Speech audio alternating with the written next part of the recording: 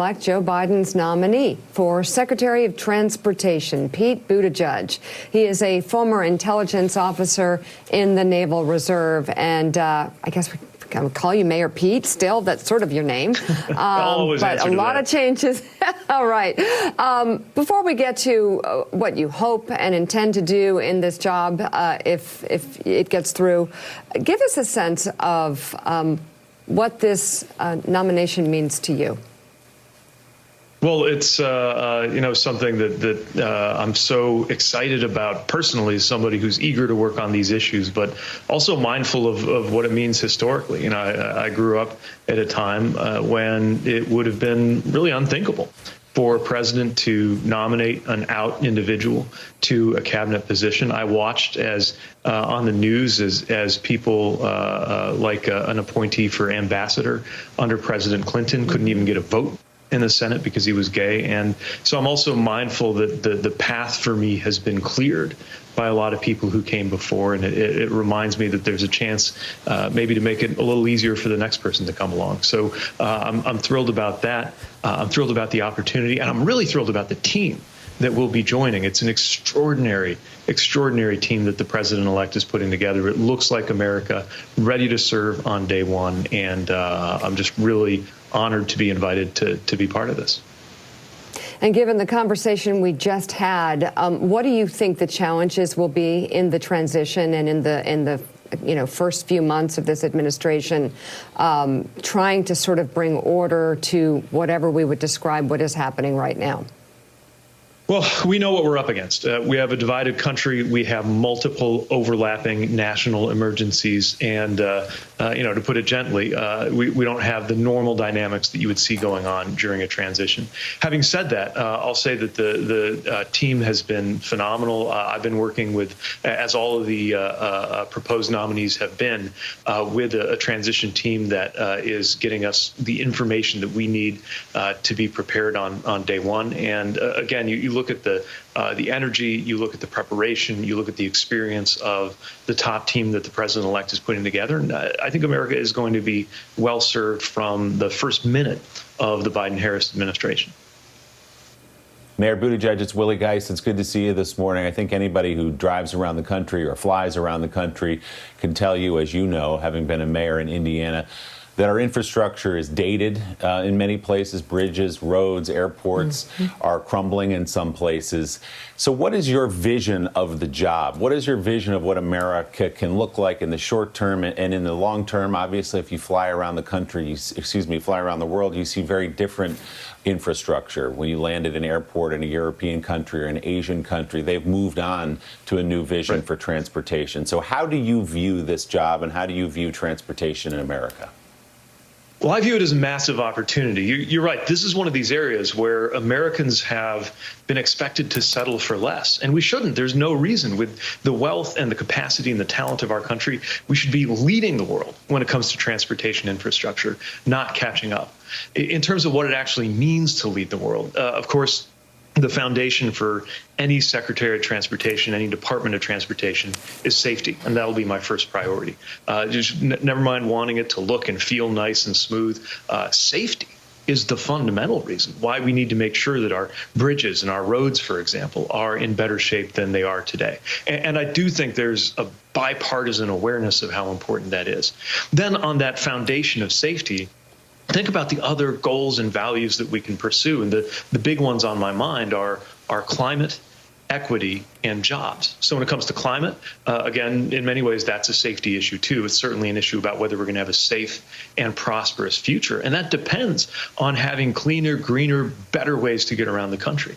That ties directly to the question of jobs. Think of the millions of jobs. I mean, first of all, just about every job in America today is either directly or indirectly supported in some way by transportation, by infrastructure.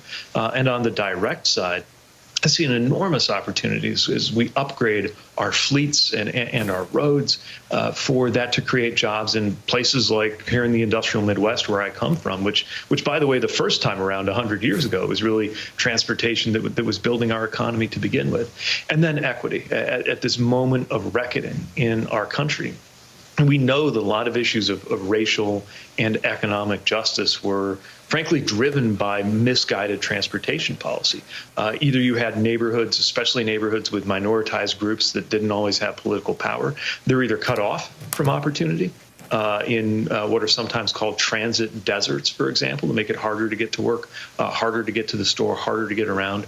Or when transportation dollars did come to those neighborhoods, sometimes it was in the form of a highway or a roadway being plowed right through a neighborhood and cutting it in two.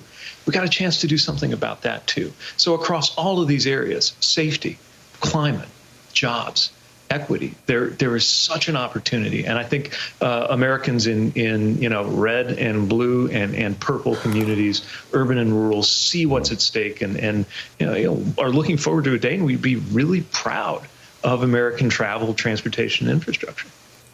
As you know, you've got an ally in the Oval Office. President-elect Biden may be the only guy who likes trains more than you do, Mayor Buttigieg. Right. So what does that mean in terms of getting legislation through? Obviously, everything you just talked about is noble, but it's going to take a ton of money. It's a huge investment for a Congress that is preoccupied rightly right now with the crisis in front of it. So how do you get that money through to achieve the goals you just laid out?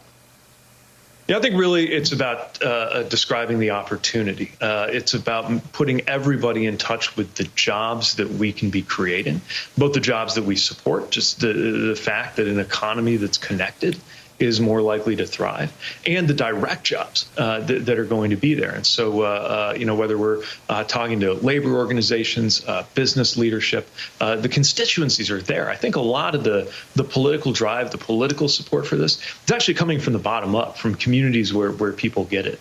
And it's one of the few areas where I see a lot of bipartisan energy and excitement.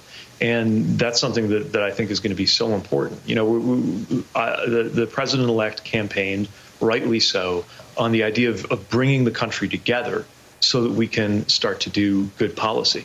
I think this is one area where actually there's a lot of agreement on the policy, and that might help us bring people together. I'm not saying it's going to be easy. Obviously, funding this and getting it right is going to be a massive effort. But I also think it's one that Americans are ready for, hungry for, frankly, impatient for. And I think that's going to create a lot of propulsion. Shauna Thomas, jump in. Good morning, Mayor Pete. First point of personal privilege. I have a couple of friends who have coined the hashtag chasten your Pete belts in reaction to your nomination as the Secretary of Transportation. So that's a free one for you. But what I'm curious about is your nomination is a little bit different than some of the other ones. A lot of the other nominees for secretary positions have long-standing relationships with the departments that they will run, or they have long-standing relationships with President-elect Joe Biden. How do you get up to speed to run the Department of Transportation, and how are you going to continue to further your relationship with Joe Biden as you do that? Well, one of the things that I've really been thankful for was how gracious President-elect Joe Biden was really from day one when I became involved in his campaign after ending mine.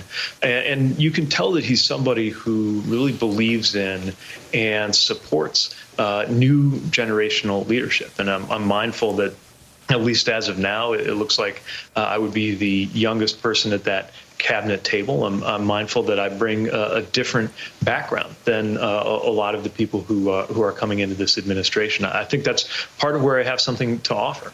And so when it comes to becoming involved in the depth and the complexity of the department, that's where I really am so thankful to be guided by an extraordinary transition team. There's what's called an agency review team. They've been working for months before they even knew who the proposed nominee was going to be, gathering information, pulling together experts. And every day I'm talking not just with people who have interest in the policy, but people who have been in this department at the highest levels. And it's like every federal department. It's complex. It's sprawling. It's got everything from things we think about every day planes, trains, and automobiles to oversight of the St. Lawrence Seaway and the Merchant Marine Academy. A lot going on in there, and a lot of things that if you're somebody who has worked on transportation and infrastructure issues from the local level, dealing with the U.S. Department of Transportation from the perspective of a mayor, I'm really excited and just so engaged by this process of fitting that I guess what I'd call a kind of user or customer experience to the policy issues that are really going to be there from day one in the office of the secretary. So, Mayor Pete, or Secretary Designate Pete, I'm not exactly sure the proper title. Better to go with just Pete, probably. Pete, I'm curious what your approach is going to be to working with the rank and file inside the agency. We've seen so many examples over the past 4 years. You can, look at people who have failed to interact, especially at state. It's just absolutely devastated over at state. Justice, a lot of people at Justice right now distressed by 4 years of mismanagement. But I'm curious, what's your approach going to be to get around to all, not only the department heads, but the rank and file at transportation to let them know that they've got a leader who actually is a team player and that wants buy-in from them? Well, that's one of the things I'm most looking forward to. There are about 55,000 people working in the Department of Transportation. And that's, across every state, not just the headquarters in Washington, but in every part of this country. They are professionals. They are dedicated to that mission of making sure that we have the best infrastructure that we can have. And again, that fundamental issue of safety, which is a big part of why the department exists.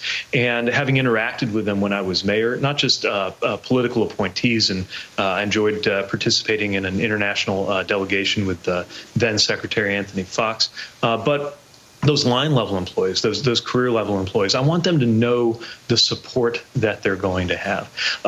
Fortunately, some of the political dynamics that have impacted a place like the Department of State or the Department of Justice, it hasn't been quite the same at the Department of Transportation. But there are areas where I think a lot of the people who've been working day in, day out, haven't felt like their work is a priority. To take one example, there's a vitally important organization within USDOT that's the Office of Civil Rights, responsible for a lot of the equity concerns and considerations that are at stake in all of the decisions, the impact, the spending that goes on.